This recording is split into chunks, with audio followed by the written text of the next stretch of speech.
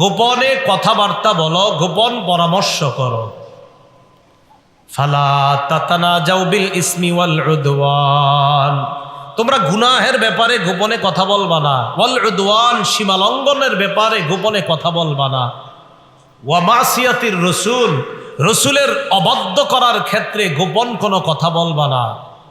ওয়া তানাজাউ বিল বিররি ওয়াত তাকওয়া, তোমরা পুণ্য এবং তাকওয়ার ব্যাপারে গোপনে কথাবার্তা বলবা। এই আয়াতে বুঝলাম গুনাহের কথা দুইজন গোপনে বলা জায়েজ নাই, সীমালঙ্ঘন করার কথা দুইজন গোপনে বলা জায়েজ নাই, নবীর কোনো বিরুদ্ধাচরণ করা এটা তো প্রকাশ্যেও জায়েজ নাই, এটা গোপনেও জায়েজ নাই।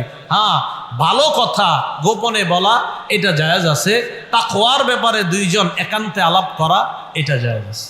হে ইমানদারগণ, ইমানদার কারা বলেন? আমরা। ইমানদার কারা?